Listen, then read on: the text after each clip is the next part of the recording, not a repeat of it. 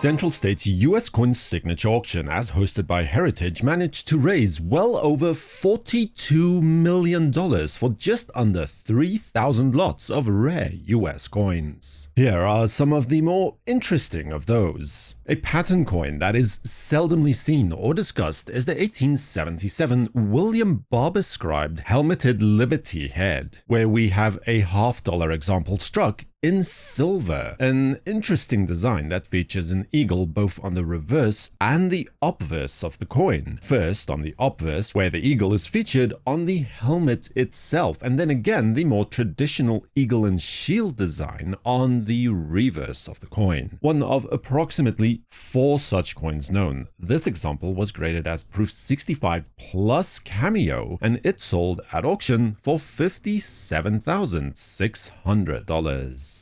And now something that most people are probably not familiar with, and with very good reason at that as well. It is a coin of which shockingly little is known. The 1714 Gloucester shilling, a copper coin struck, according to the date, during 1714, apparently in Gloucester, Virginia, between the time when Sylvester Crosby described the coin in 1875 to this day. The amount that we have managed to learn about this coin, of which only 2 genuine examples are known today, can probably be listed on a single page. This coin was last seen in public 40 years ago, perhaps a pattern for a proposed silver coin, or perhaps a script issue, or something else altogether even. It was authenticated by NGC as Fine 12 and sold at auction for $90,000.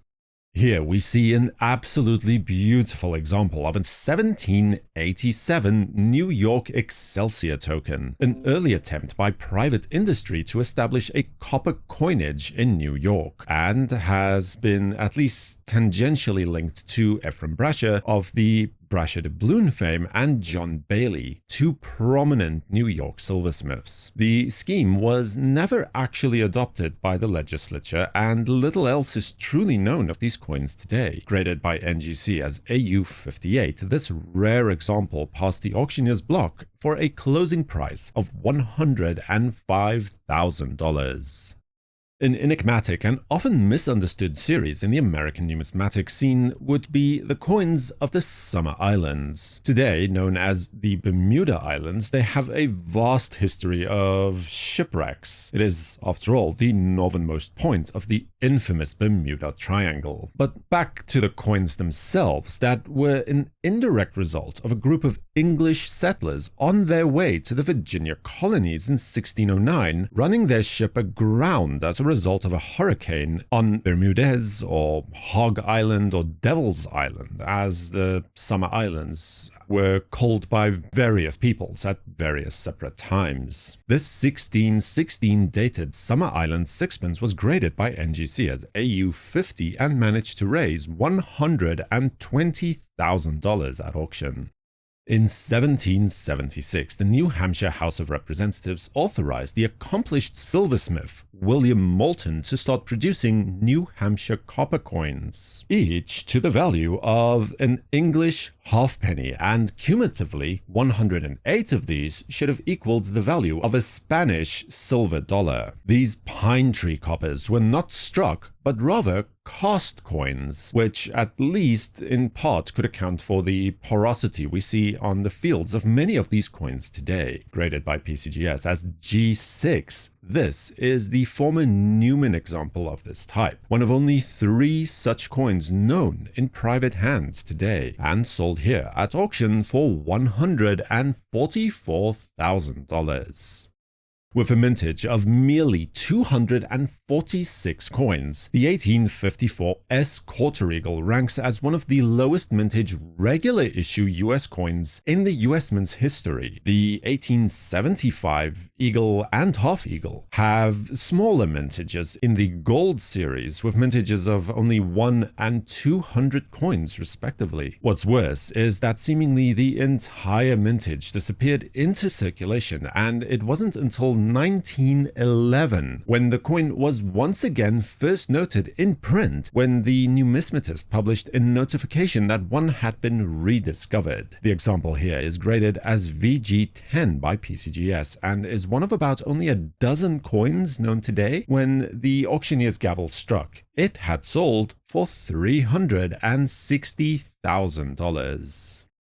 Amongst a plethora of St. Gaudens double eagles that were featured at the auction event, the 1920S $20 gold coin is easily recognized as one of the rarest issues in the series, behind only the 1927D, the 1930S, and probably the 1932 as well, and in definite comparable rarity relative to coins like the 1921 and 31D, I'd say, with the population report reflecting well below 200 coins, of which I suspect again that numerous of those would be resubmissions, with the actual population probably hovering closer to the 120 mark. Graded by PCGS as MS65, it is tied for third finest known, and at auction it raised no less than $600,000.